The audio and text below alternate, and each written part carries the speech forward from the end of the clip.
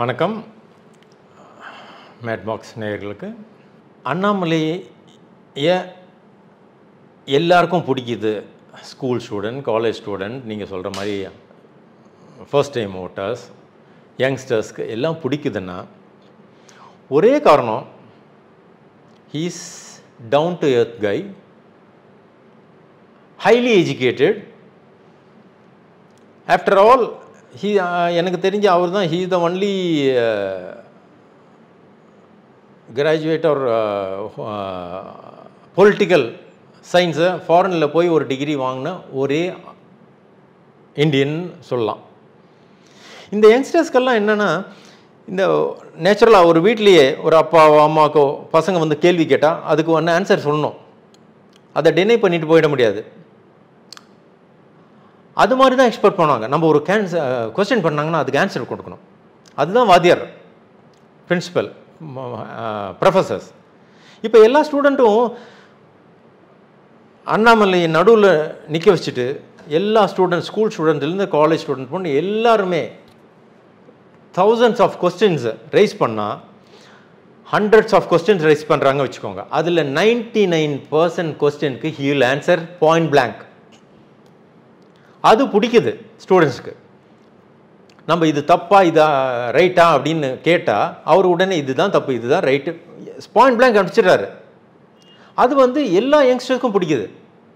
அதுவே நமக்கு கேட்குற கொஸ்டினுக்கு மழுப்பிட்டு இது தெரியாது, இல்லைன்னா எதையாவது பார்த்து படிச்சுட்டு 100 கொஸ்டினில் 25% கொஸ்டின் கூட சொல்ல முடியாமல் இருக்கிறவங்களுக்கு கண்டிப்பாக யங்ஸ்டர்ஸ்க்கும் சரி ஸ்கூல் ஸ்டூடெண்ட்க்கு யாருக்கும் பிடிக்காது. அந்த விதத்தில் அண்ணாமலை வந்து கம்ப்ளீட் இந்த யூத்ஸ் எல்லாம் ரொம்ப அட்ராக்ட் பண்ணிட்டாருல ஆட்டோமேட்டிக்காக வந்து விழுந்துட்டாங்க. ஏன்னா எந்த கொஸ்டினும் இப்போ டிஃபால்ட்டாக ஒரு கொஸ்டின் புதுசாக ஏதோ எந்த ஃபீல்டை பற்றியும் கேட்கலான்னா பாயிண்ட் பிளாங்காக யோசித்து கேட்குறது கிடையாது. ஸ்டூடெண்ட் அந்த ஒரு மாபில் வந்து திடீர்னு நான் இது கேட்குறேன். சில பேர் வந்து நான் கேட்குற கேள்விக்கு அண்ணாமலையால் பதிலே சொல்ல முடியாது, அது மாதிரி நினச்சி சில பேர் கேட்பாங்க. நான் வந்து அண்ணாமலையை ஸ்டாப் பண்ணிடுறேன் பாரு, இந்த கொஸ்டினுக்கு அவருக்கு பதில் தெரியாது, அது மாதிரி சொல்கிறவங்களுக்கும் பாயிண்ட் பிளாங்காக ரிப்ளை கொடுக்குறாரு. அப்போ அவர் என்ன நினைப்பார், நானே அந்த மாதிரி கொஸ்டின் கேட்டேன் பாருப்பா, நம்ம வந்து அவர் ஏதாவது பண்ணலான்னு நினச்சா அவர் நம்மளை சாஃப்ட் கார்னர் பண்ணிட்டார், ஆன்சர் சொல்லிவிட்டு நம்மளை வாயடைக்க வச்சுட்டார். அது மாதிரி வந்து இது மட்டும் எனக்கு தெரிஞ்சு எந்த லீடரோ பாயிண்ட் பிளாங்காக ஒரு ஆன்சர்ஸ் கொடுத்தது கிடையாது. எனக்கு தெரிஞ்சு அதனால தான் இந்த யங்ஸ்டர்ஸ் எல்லாம் ரொம்ப அண்ணாமலை மேலே ஒரு கிரேசியாக இருக்காங்கன்னு எனக்கு தோணுது. இந்த எலெக்ஷனை பற்றி சொல்லணுன்னா, திஸ் இஸ் க்ரூஷியல் எலெக்ஷன். இன்னும் ஆல்மோஸ்ட் 1 வீக் தான் இருக்குது. இந்த 1 வீக் டைமில் எல்லா ஓட்டர்ஸும் நல்லா திங்க் பண்ணி ஒரு தடவைக்கு 10 தடவை திங்க் பண்ணி அவங்களோட ஓட்டை போடுங்க. அதுவும் இந்த ஃபர்ஸ்ட் டைம் ஓட்டர்ஸ், இந்த காலேஜ் கோயர்ஸ், யங்ஸ்டர்ஸ், யூத், இவங்கெல்லாம் நல்லா யோசிக்கணும். ஏன்னா யோசித்து ஒரு எஜுகேட்டட் பாலிட்டிஷியனை நீங்கள் எடுத்துகிட்டு வாங்க. ஏன்னா educated not only a politician நிறைய பேர் இருப்பாங்க. ஒரு leader, we want one good leader, educated leader, ஒரு டவுன் டு எர்த்லேருந்து வந்த ஒரு எஜுகேட்டட் லீடர் வேணும். அவங்களுக்கு தான் எல்லாத்தோட கஷ்டம் நஷ்டமும் தெரிஞ்சு எப்படி வந்திருக்காங்கன்னு தெரியும். ஆஸ் அ ஸ்போர்ட்ஸ்மேன் நாங்களே எங்களுக்கு வந்து ஸ்போர்ட்ஸ் ஸ்டார்ட் பண்ணும்போது ஒரு நியூட்ரிஷன் கூட இல்லாமல், காலில் ஷூ கூட சரியாக அந்த கேமுக்கு ஏற்ற ஷூ போடாமல் கஷ்டப்பட்டு ஒரு யூனிஃபார்மாக 1 வீக் துவைச்சி போட்டு கஷ்டப்பட்டு நாங்கள் வந்து கண்ட்ரிக்காக எல்லாம் விளையாடியிருக்கோம். நிறைய ஸ்போர்ட்ஸ்மேன் இன்க்ளூடிங் டோனி முதல் கொண்டு எடுத்துக்கோங்க, எங்களை எல்லாருமே கஷ்டப்பட்டு வந்தவங்க தான் ஃப்ளரிஷ் ஆகிருக்காங்க. அது மாதிரி அந்த கஷ்டத்துலேருந்து வந்த ஒரு ஹைலி எஜுகேட்டட் லீடர் தான் நம்ம இப்போது தமிழ்நாட்டுக்கும் தேவை, இந்தியாவுக்கும் தேவை. அதனால் எல்லாருக்கும் எல்லா ஃபர்ஸ்ட் டைம் ஓட்டர்ஸ்க்கும் 100% 100 பீப்புளில் 99 பீப்புள் ஸ்டூடெண்ட்ஸ் எல்லாருமே மொபைல் வச்சுருக்கீங்க. உங்கள் மொபைலில் எல்லா பொலிட்டிஷியனை பற்றியும் லீடர்ஸை பற்றியும் நீங்கள் உட்கார்ந்த இடத்துலையே பார்த்துக்கலாம். அது ஒரு வாட்டிக்கு 10 வாட்டி பார்த்துக்கோங்க. யார் உங்களுக்கு, நான் வந்து இவங்களுக்கு ஓட்டு போடுங்க இவங்களுக்கு ஓட்டுக்கு போடுங்கன்னு சொல்ல, உங்களுக்கு மனசாட்சியோட யார் வந்து இந்த நாட்டுக்கோ இந்த ஸ்டேட்டுக்கோ நல்லது பண்ணணும்னு நீங்கள் மனசால் விரும்புகிறீங்களோ அவங்களுக்கு கண்ணை மூடிட்டு போடுங்க. இன்னொன்று, பூத் பிளேஸ்க்கு போயிட்டு அந்த ப்ரெஸ் பண்ணும்போது ஜஸ்ட் நீங்கள் பார்த்த ஒரு ஆள் மட்டும் பார்த்துட்டு உடனே அமுக்கிடாதீங்க. அங்கே இருக்கிற லிஸ்ட்டு எல்லாமே பாருங்கள். ஏன்னா லாஸ்ட் மினிட்ல உங்களுக்கு மறந்து போனது கூட வரலாம். இவர் கொஞ்சம் நல்லா பண்ணியிருக்காரு, இவர் நல்லா பண்ணியிருக்காரு. அதனால் go through everybody and then decide. நீங்கள் டிசைட் பண்ணதுக்கும் இதுக்கும் ஏதாவது வேவ் லென்த் இருக்கா, வேரியேஷன் இருக்கா, இல்லை நம்ம நினச்சது தான் நம்ம இந்த யூத் ஐகானுக்கு பண்ணலாம், இந்த ஒரு எஜுகேட்டட் பொலிட்டிஷியனுக்கு பண்ணலாம், நம்ம மனசார நினச்ச ஒரு நம்பிக்கையான லீடர் இவர் நினச்சிருப்பீங்க நீங்கள் யாருன்னு, அவங்களுக்கு நல்ல கண்ணு திறந்து மனசை மூடி போட்டுருங்க. ஏன்னா நம்மளுக்கு இப்போ வந்து ஃப்யூச்சர் இன்னும் ஒரு 10 years 15 years 20 years 30 yearsோட வியூஸ் யாரை யோசிக்கிறாங்களோ அவங்களுக்கு தான் நம்மளோட ஓட்டு போடணும். ஏன்னா நிறையா சீனியர் சிட்டிசன்ஸ் எல்லாம் இருப்பாங்க, அவங்களுக்கு வந்து பிளைண்டாக இவங்களுக்கு தான் ஓட்டு, இவங்களுக்கு தான் எக்ஸ் ஆர் ஒய் தான் நினச்சிருப்பாங்க. இப்போ இருக்கிற அவங்க வந்து எக்ஸ் ஆர் ஒய் 20 வருஷமாக போட்டிருப்பாங்க. அந்த எக்ஸ் ஆர் ஒய்னால அவங்களுக்கு அந்த போட்டவங்களுக்கு மனசார தொட்டு கேளுங்க, அவங்க வந்து தே ஒன்ட் பி பெனிஃபிட்டட். அதனால தான் இந்த young voters, first time voters நல்லா, இன்னும் ஒரு 1 week இருக்குது, 1 weekல நல்லா you go through one single person, இவரா X Y Z A to Z எல்லாத்தையும் பாருங்கள். அந்த ஏ டு ஜெட் பார்த்துட்டு who is the best, A Z யாரையும் நீங்கள் கன்வின்ஸ் பண்ணிவிட்டு, உங்களை கன்வின்ஸ் பண்ணிவிட்டு தைரியமாக போட்டு இந்த நாட்டையும்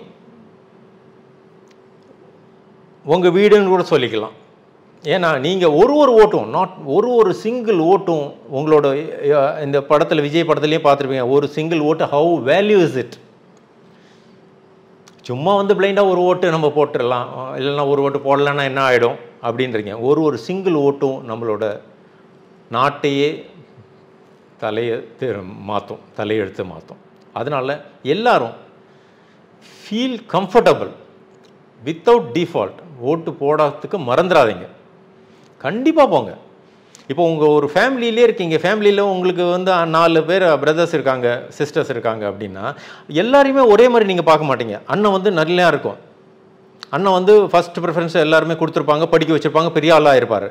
மற்றவங்கெல்லாம் அந்த அளவுக்கு படிச்சிருக்க மாட்டாங்க, அப்பாவால் முடியாது, ஃபேமிலியால் முடியாது, அப்பாவாலையும் படிச்சிருக்க முடியாது. அப்போ எந்த டிசிஷனாக இருந்தாலும் ஒரு ஃபேமிலியிலேயே அப்பாவே என்ன சொல்லுவார், பெற்றவங்க தான், ஆனால் உடனே அண்ணா படித்தவன், அவனை கேட்டு டிசைட் பண்ணுங்க.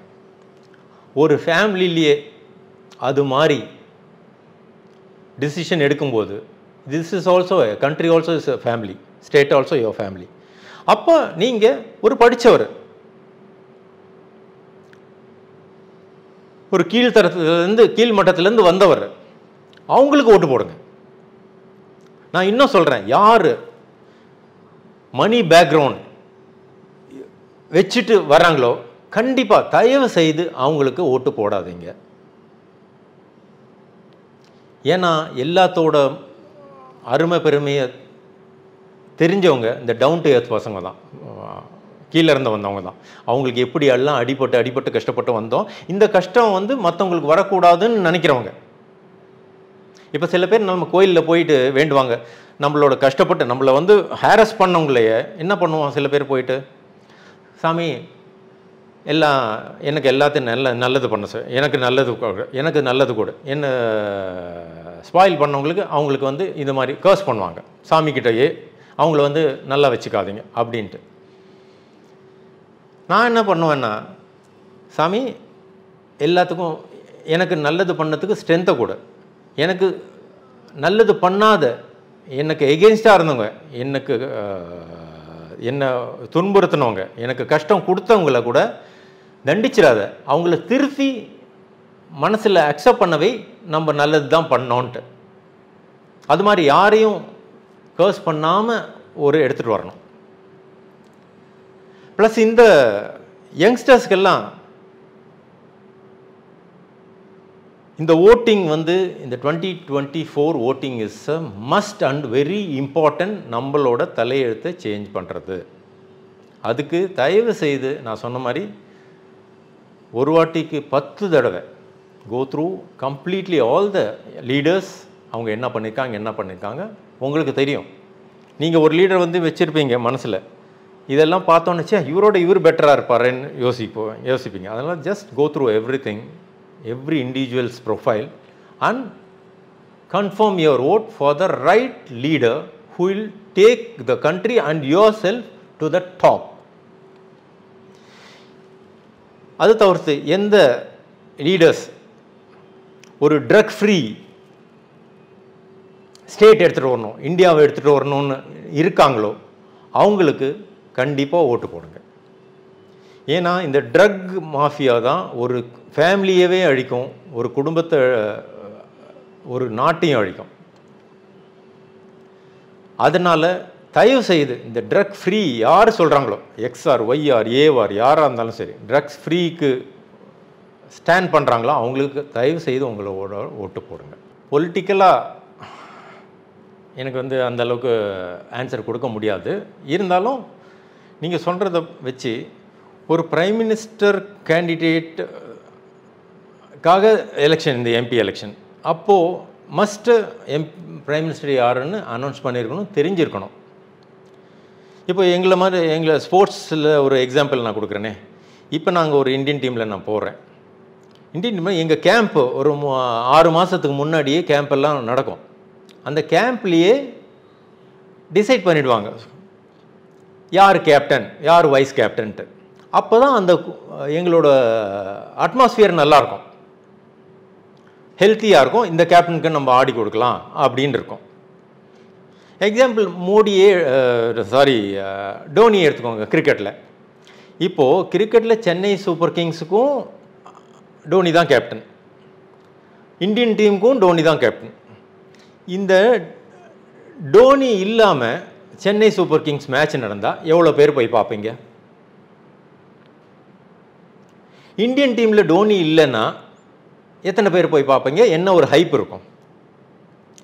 அதே ஐபிஎல் அடுத்த வருஷம் நடக்கிறதுக்கே இந்த வருஷம் டோனியை கேப்டன்னு சொல்லி அனௌன்ஸ் பண்ணிட்டா, இன்னையிலேருந்து மக்கள் அந்த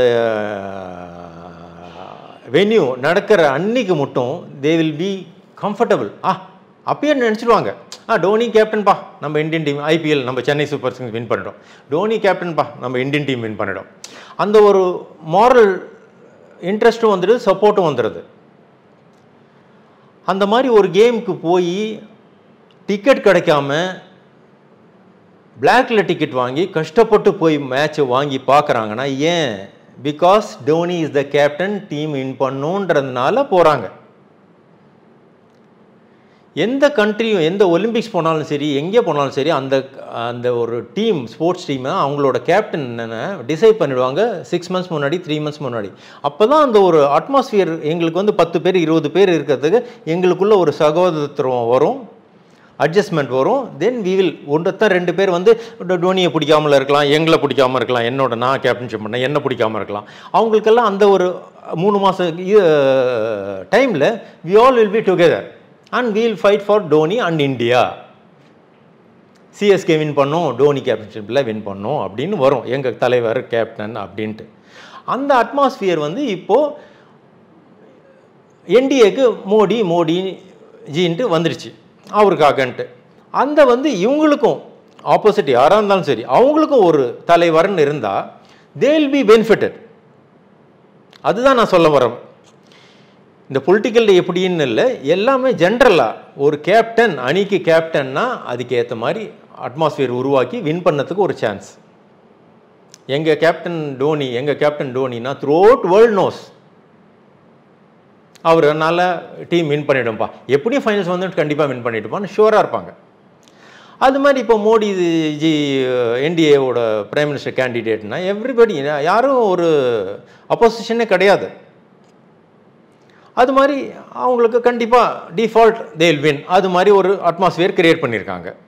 எவ்ரி பப்ளிக் ஆல்சோ நோஸ், அப்பா இவங்களுக்கு ஒரு பிஎம்பா, நம்மளோட பிஎம் நெக்ஸ்ட் மோடிஜி தான் அப்படின்னு ஒரு தாட் வந்துடுச்சு. அதை வந்து ஆப்போசிட் பார்ட்டியும் அவங்களோட கேண்டிடேட்டை முதல்லையே அனௌன்ஸ் பண்ணியிருந்தா ஒரு ஹெல்த்தி அட்மாஸ்பியர் இருந்திருக்கும். நான் வந்து ஆஸ் அ ஸ்போர்ட்ஸ்மேன் என் மனசில் இருக்கிறத சொல்கிறேன், அப்பார்ட் ஃப்ரம் பொலிட்டிக்ஸ்.